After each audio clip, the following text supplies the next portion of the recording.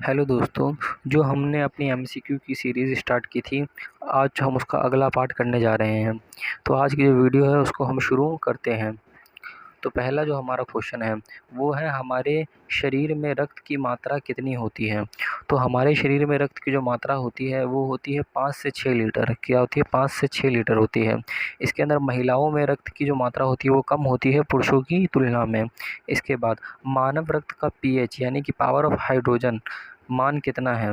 वो कितना है? वो हमारा 7.4 है। कितना है? 7.4। इसके बाद शरीर की सबसे बड़ी कोशिका।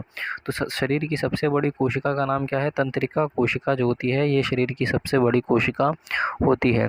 इसके बाद जो हमारा अगला क्वेश्चन है वो है, मनुष्य के शरीर में कुल कितनी हड्डियां पाई जाती है? 206 हड्डियां पाई जाती है। क्या पाई जाती है? 206 हड्डियां पाई जाती है। बच्चों में इन हड्डियों की संख्या ज़्यादा पाई जाती है। ठीक है। इसके बाद लार में पाई जाने वाली एंजाइम का नाम क्या है?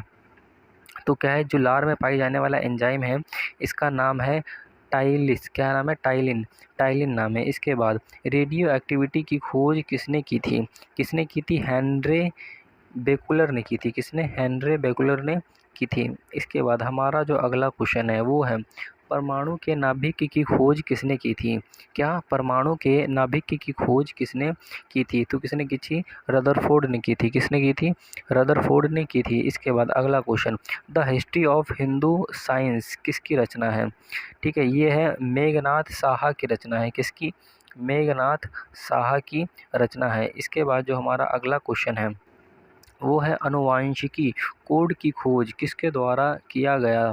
तो ये किसके द्वारा किया गया? ये है हरगोविंद खुराना के द्वारा। किसके द्वारा? हरगोविंद खुराना के द्वारा इसकी खोज की गई। इसके बाद जो हमारा अगला क्वेश्चन है वो है, टेलीस्कोप का निर्माण किसके द्वारा किया गया? तो किसके द्वारा किया गया? ये गैलीलियो के द्वारा किया गया। किसके द्वारा? गैलीलियो के द्वारा किया गया। इसके बाद इंसुलिन की खोज किसने की थी? किसने की थी? वो एक बैटिंग और वेस्ट। किसने? बैटिंग और वेस्ट नामक दो वैज्ञानिकों ने इंसुलिन की जो क्या की थी? खोज की थी। गामा किरणों की खोज किसने की थी? गामा किरणों की खोज किसने की थी? वो किसने की थी? वो की थी पॉल विलार्ड ने की थी। कौन? पॉल विलार्ड जो है इसने गामा किरणों की खोज की थी। इसके बाद रेबीज़ के टीके की खोज किसने की थी? रेबीज़ जो होता है बीमारी, इसके टीके की खोज किसने की थी? वो था लुई पाश्चर था। क्या नाम था उनका? Louis Pasteur. इसके बाद अगला क्वेश्चन, वो जो है हमारा, ऑक्सीजन की खोज किसने की थी? क्या? ऑक्सीजन की खोज किसने की थी? तो शीले और प्रिस्टले, मतलब दो वैज्ञानिक थे, इन दोनों ने की थी। इसके बाद राष्ट्रीय विज्ञान दिवस कब मनाया जाता है? तो ये 28 फरवरी को मनाया जाता है। कब? 28 फरवरी को मनाया जाता है। इसके बाद जो हमारा अगला क्वेश्चन है वो है, न्यूट्रॉन की खोज किसने की थी? क्या? न्यूट्रॉन की खोज किसने की थी? ये की थी जेम्स चैडविक ने। किसने? जेम्स चैडविक ने न्यूट्रॉन की खोज की थी। इसके बाद चेचक के टीके का खोज किसने किया था?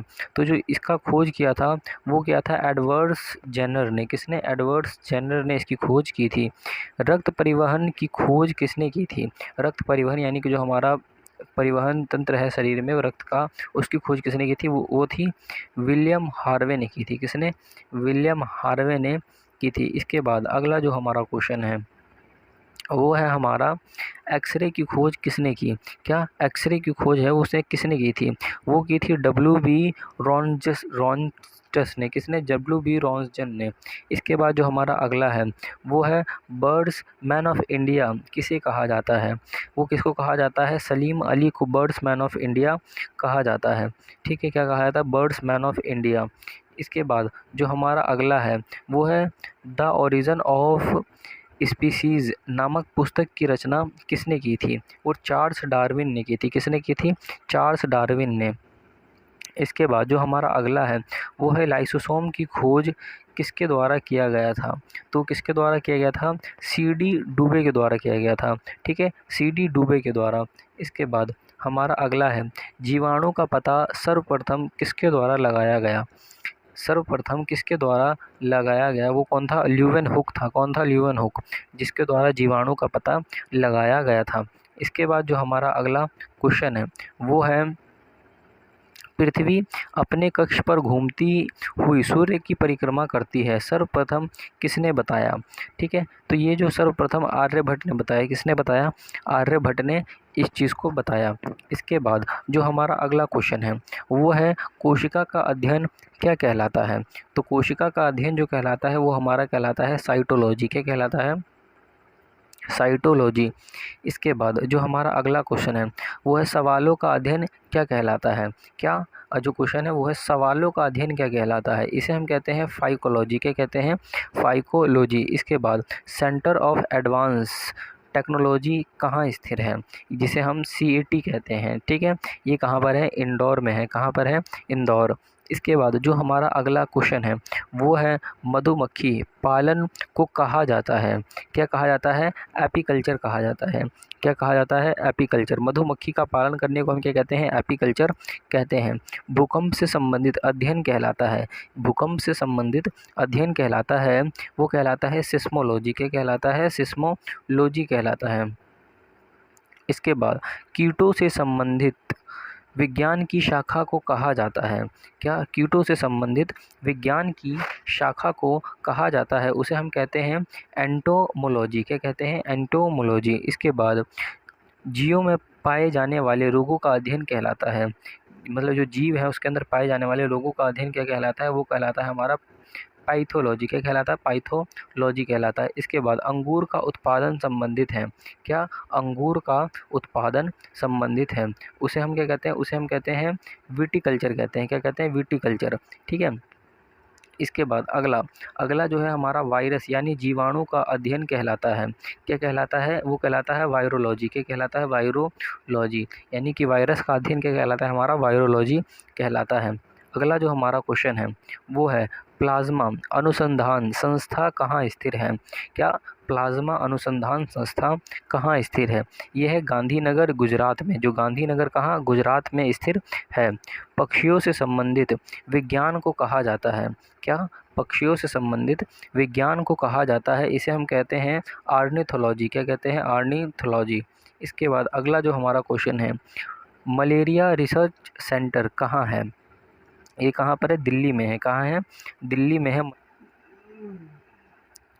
तो हमारा जो अगला क्वेश्चन है वो ये रहा नेत्र। क्या है? नेत्र रोग चिकित्सक कहलाता है? क्या कहलाता है? वो कहलाता है एप्थाल्मोलॉजिस्ट कहलाता है। क्या कहलाता है? एप्थाल्मोलॉजिस्ट कहलाता है। इसके बाद जो हमारा अगला क्वेश्चन है वो है नेशनल ब्रेन रिसर्च सेंटर कहाँ स्थिर है? वो कहाँ पर है? गुड़गांव में है। कहाँ है? Gurgaon. National brain research centre कहाँ है? गुड़गांव में स्थिर है। इसके बाद कवकों का अध्ययन कहलाता है? क्या कवकों का अध्ययन कहलाता है? वो हमारा कहलाता है माइक्रोलॉजी कहलाता है। क्या कहलाता है? माइक्रोलॉजी कहलाता है। इसके बाद जो हमारा अगला है वो क्या है? विक्रम साराभाई स्पेस सेंटर कहाँ स्थिर है? तो ये जो है तिरुवनंतपुरम। कहाँ? तिरुवनंतपुरम में स्थिर है। इसके बाद जो हमारा अगला क्वेश्चन है क्या? जो हमारा अगला क्वेश्चन है वो है केंद्रीय चावल अनुसंधान संस्था कहाँ स्थिर है? तो ये कहाँ स्थिर है? कटक में स्थिर है। कहाँ पर? कटक में स्थिर है। अस्थियों से संबंधित अध्ययन को कहा जाता है?